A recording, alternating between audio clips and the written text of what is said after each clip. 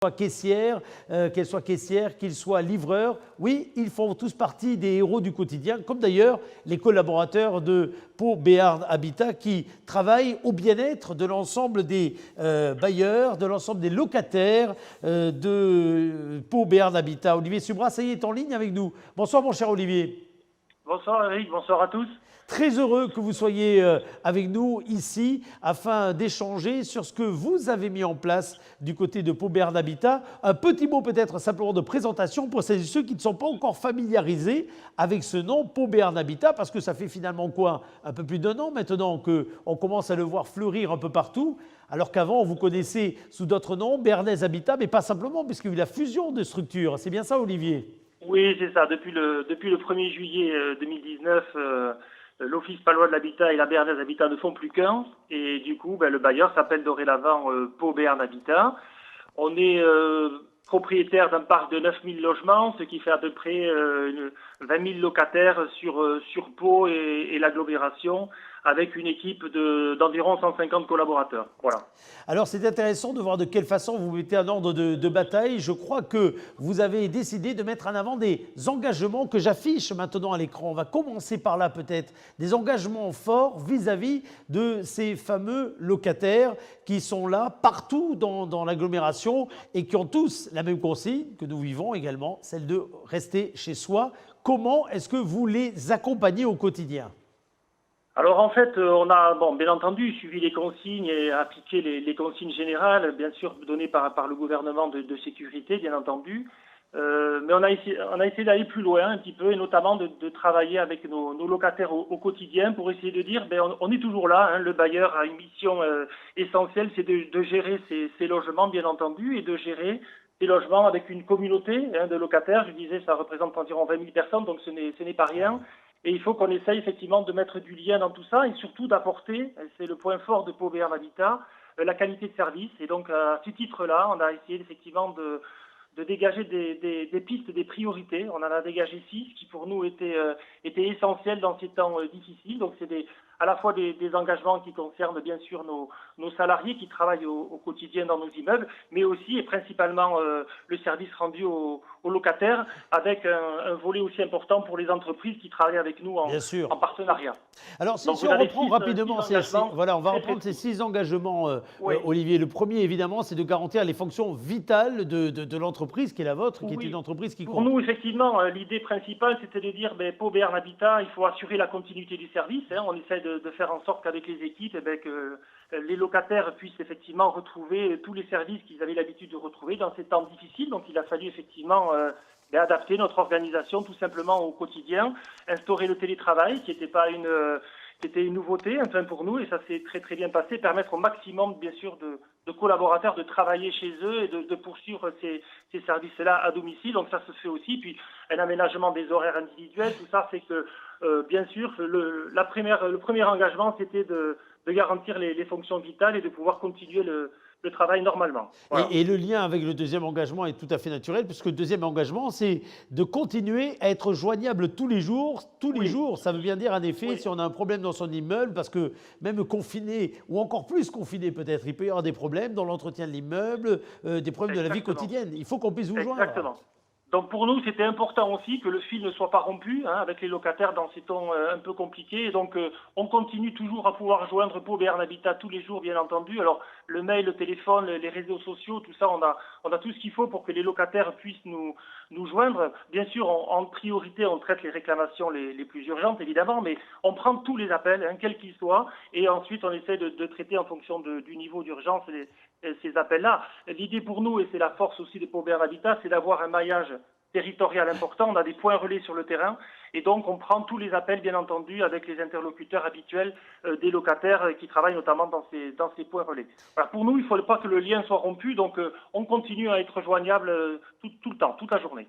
Et puis derrière, évidemment, ça veut dire que vous maintenez le service d'astreinte, ça veut dire que vous êtes capable, avec les entreprises, de maintenir la propreté des parties communes. C'est important de réparer, le cas échéant, les petits bobos. Là, je suis passé aux engagements 5-6 volontairement parce que là, j'ai presque envie de dire ce qu'on ne voit pas au quotidien, ou en tout cas ce qui est simple, d'habitude. Là, ça prend tout de suite une autre dimension aujourd'hui. Ça prend tout de suite une autre dimension. C'est vrai que le service d'astreinte est important aussi. 24 heures sur 24, on peut joindre Pau Béarn Habitat le soir, le week-end, les jours fériés, même dans ces temps de confinement, on peut joindre. Alors bien sûr, pour des problèmes techniques relativement importants aussi, hein, bien entendu. Bien sûr, oui, on va essayer de prioriser les uns les autres. On va essayer de prioriser les uns les autres, Après, bien sûr. Pour nous, c'est important et je rends hommage aussi à tout notre personnel de propreté, d'entretien. Pourquoi? Parce qu'effectivement, ils sont au quotidien, ils sont dans les parties communes et ils ont un rôle très important aussi de relais avec les locataires. Donc pour nous aussi, c'est important et je rends hommage à tout ce personnel qui tous les jours est affecté en priorité sur ces tâches de propreté, d'hygiène dans les parties communes. C'est très très important pour nous, bien évidemment. Et puis, vous faites la promotion de quelque chose qui permet d'aller plus loin que simplement avoir écrit un engagement comme veiller sur les locataires les plus fragiles, puisque vous faites la promotion d'une action voisin solidaire, des gestes simples de solidarité qui font du bien afin de permettre une continuité de vie, de parer au plus urgent et au minimum vital. Et vous vous dites, il faut que vous vous organisiez, il faut qu'on s'organise en général entre voisins. L'idée, c'est qu'effectivement, Pau Béarn Habitat, s'est engagé sur un certain nombre de pistes, on vient de le voir, mais aussi soit à l'initiative et permettre aussi aux voisins de rentrer en contact les uns avec les autres. On s'est aperçu qu'effectivement, le temps était de pouvoir, avec des petits gestes de tous les jours, proposer ces services aux voisins qui en ont le plus besoin, hein, pour aller faire des courses, aller à la pharmacie, ça peut être aussi promener son chien. Enfin, il y a beaucoup de choses que les voisins peuvent faire entre eux. L'idée pour nous, c'est que si on s'organisait entre voisins, les bons côtés d'être à côté, hein, les uns les autres. Donc, on essaye aussi d'afficher dans toutes les cabines d'ascenseur, dans les panneaux d'affichage, le fait que il faut qu'on s'organise entre nous, qu'on rende des services. Et puis, ça crée du lien social. Pour nous, ce lien social, il est fondamental dans les résidences. Il existe, mais il faut qu'on le renforce, évidemment, et notamment actuellement où c'est relativement compliqué. Alors, on insiste bien sûr que entre voisins, respecter bien entendu les règles de confinement, de distance, bien entendu, mais ça n'empêche qu'on peut quand même rendre des services aux uns et aux autres et dans ces temps actuels, c'est très très important. Alors, parmi ces services, on pourrait s'en lister quelques-uns. D'abord, ça a l'air tout simple, mais proposer donc ces services aux voisins qui en ont le plus besoin. On pense aux personnes âgées, mais il y a également les personnes en dépendance, les personnes handicapées, et puis des personnes qui parfois s'occupent d'ailleurs d'autres personnes plus âgées chez elles et qui pour le coup ont plus de difficultés à bouger. Donc là, vous dites, il y a un truc tout simple, tout bête à mettre en place. On scotche un mot dans le hall de l'immeuble avec le nom, les coordonnées, etc. À la fois si on est disponible et puis de l'autre côté si on a besoin. C'est ça l'idée. Exactement. Je vais faire les courses demain. Si quelqu'un a besoin que je lui ramène tel et tel produit ou pas, ou s'il y a besoin que je passe en pharmacie, je prends l'ordonnance et je vais, etc. C'est ça le service. Je crois qu'on est beaucoup là-dessus à Pau Béarn Habitat et je pense que ça, c'est l'occasion rêvée aussi pour que cette action-là, elle soit portée aussi par les voisins. Et nous, pour nous, notre rôle, c'est d'informer sur cette action-là, qui est portée d'ailleurs par le ministère de la Cohésion des Territoires. Hein, donc c'est quelque chose qui est national, mais on s'inscrit pleinement dans cette action qui s'appelle Voisins solidaires. Et donc pour nous, c'est très bien s'il peut y avoir ce lien entre voisins. On peut aller faire les courses, on peut se téléphoner pour voir si effectivement le voisin qui vit seul, est-ce que ça se passe bien pour lui alors qu'on le voit plus depuis quelques jours. Enfin, que des choses comme ça. Je pense que la liste peut être longue, mais après l'initiative, elle est vraiment donnée aux locataires, hein, pour qu'ils s'inscrivent dans cette démarche-là. On a développé dans les panneaux d'affichage, dans les halls, tout ce qui pourrait être fait entre voisins. Et puis on dit aussi, on est là s'il y a besoin effectivement qu'on vienne en appui. Bien sûr, le bailleur est là, mais on compte beaucoup sur l'organisation et la solidarité d'un immeuble, d'une résidence. D'un immeuble, d'une résidence. Alors l'idée, c'est de pouvoir communiquer aussi pendant ces périodes. On est là pour ça d'ailleurs. Cette émission, elle est là pour ça. On l'a montée rapidement pour ça. Vous avez mis en place des choses. La ville de Pau, on est beaucoup à faire ça, mais il y a pour certains, besoin simplement aussi d'entendre des voix, de parler. Et là, vous dites un truc tout bête, de balcon à balcon. Oui. Si on apprenait à se parler. Tout à fait. En respectant les règles, évidemment, hein, comme on vient de dire, mais de temps en temps, ça fait du bien aussi. Une action qu'on met aussi, qui est dans les engagements, c'est, on a pris l'initiative, on est en train d'appeler tous les locataires qui ont plus de 70 ans sur le parc, avec des conseillères sociales spécialisées pour pas rompre le fil, pour dialoguer, pour voir si effectivement ça se passe bien avec ces locataires les plus âgés, puisqu'on sait quand même que c'est plutôt les personnes qui sont les plus fragiles vis-à-vis de ce virus-là. Et donc on fait aussi ce travail de proximité avec eux en disant, entre voisins, bien entendu, continuer les relations, mais nous, en tant que bailleurs, on appelle systématiquement les locataires pour savoir comment ça se passe. Est-ce qu'ils ont besoin de services? Est-ce qu'ils sont isolés? Et puis pour nous, l'idée aussi, c'est de pouvoir mettre en relation avec les services sociaux, le CCAS de la ville de Pau aussi, s'il y a des personnes ou s'il y a des cas qui apparaissent comme quoi il y a besoin d'une assistance particulière. Donc on a aussi ce rôle de signalement quelque part en tant que bailleur à faire auprès des services de la ville, mais ça fonctionne très très bien. Alors j'imagine qu'il y a tout un tas d'autres bonnes pratiques, proposer de garder les enfants par exemple, Oui, notamment exactement. pour les personnes qui font partie du corps médical, c'est aussi important. Oui, Imprimer les dérogations de sortie parce qu'il en faut des quotidiennes et que tout le monde n'a pas une imprimante chez soi. Alors exactement. on peut les découper dans la République ou dans Sud-Ouest, mais enfin Exactement. encore faut-il pouvoir les sortir. Et puis alors le truc tout bête, promener le chien. Ben oui. Promener le chien, ça a l'air tout bête, mais encore faut-il que ça puisse s'organiser. Exactement. On s'est aperçu qu'il y avait beaucoup de personnes âgées qui avaient effectivement des animaux de compagnie, mais qui ne pouvaient pas forcément les sortir tous les jours parce qu'elles avaient l'habitude d'avoir d'autres personnes qui le faisaient aussi. Là, tout s'arrête. Et donc, c'est l'occasion aussi pour les enfants parfois aussi de sortir le chien du voisin, etc. Bon, ça peut créer, bien sûr, en respectant toujours, j'insiste là-dessus, les règles, effectivement, de pas dépasser 1 heure, de pas aller trop loin, etc. Mais bon, voilà, tout ça, ça crée du lien. Et nous, on est beaucoup là-dessus à Pau Béarn Habitat. Donc, ce sont des actions dont on assure la promotion, bien entendu, largement. Bien sûr. Alors, on insiste une nouvelle fois, vous l'avez fait d'ailleurs tout à l'heure, et c'est important, sur les agents. Alors, à la fois les agents qui travaillent, les collaborateurs de Pau Béarn Habitat, les sous-traitants également, techniques, qui peuvent intervenir pour le quotidien. Il faut aussi les aider dans leur travail et il faut leur garantir aussi un maximum de sécurité, parce que j'imagine que cette question de la sécurité, elle est au cœur de vos préoccupations en tant que dirigeant, mais elle est au cœur évidemment de chacune des préoccupations de toutes ces personnes qui interviennent sur le terrain.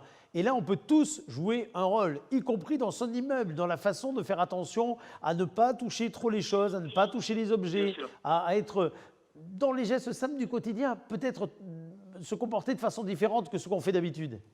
Exactement. Je pense que ça, c'est très important parce que nous, bien entendu, on met en place des engagements, etc. Mais il faut qu'en retour, et vous avez tout à fait raison, il faut que les locataires jouent aussi le jeu, c'est-à-dire qu'on soit plus soigneux des parties communes notamment. C'est la propreté, l'hygiène, c'est l'affaire de tous. Et nous, on peut effectivement mettre en place un système d'entretien correct, mais si à côté de ça, effectivement, les locataires ne sont pas soigneux, on va avoir des difficultés. Donc, par ces temps difficiles, effectivement, il faut que tout le monde soit responsabilisé. Pas de rassemblement dans un hall d'immeuble, on ne prend pas l'ascenseur à 4 ou 5 alors qu'on peut faire 2 montées différentes. Enfin, vous voyez, c'est des petits gestes comme ça qui font qu'effectivement, on peut aussi arriver à avoir un niveau d'entretien, d'hygiène dans les résidences qui soit top, quoi. C'est pour ça, c'est ce qu'on vise nous. Absolument, on évite de poser ses mains partout, y compris dans l'ascenseur. Alors, des fois, c'est des trucs tout bêtes, parce qu'on n'y pense pas d'habitude au quotidien, mais là, il faut absolument qu'on prenne de nouveaux réflexes. Merci à vous. Olivier, je vous laisse peut-être vous adresser directement à vos locataires et puis vous adresser directement pour clôturer cet entretien. Encore une fois, c'est ceux qui font le lien et je pense notamment à ces voisins impliqués, parce qu'on a parlé des collaborateurs, mais moi je suis bien placé pour le savoir parce que ça fait des années qu'on travaille ensemble. Il y a un réseau, il y a un vivier qui est extraordinaire. Oui. Ce sont ces voisins référents, en tout cas ces locataires référents, bref, ces habitants des immeubles qui ne sont pas des concierges, des personnes salariées, etc., mais qui sont plus que de simples locataires parce qu'ils se sentent impliqués dans la vie de leur immeuble. Tout à fait. Ils veulent être acteurs de leur cadre de vie, participer avec nous à la vie de l'immeuble. Et donc pour nous, effectivement, ça fait partie des locataires privilégiés, entre guillemets. On en a environ 200 à ce jour, donc c'est pas rien.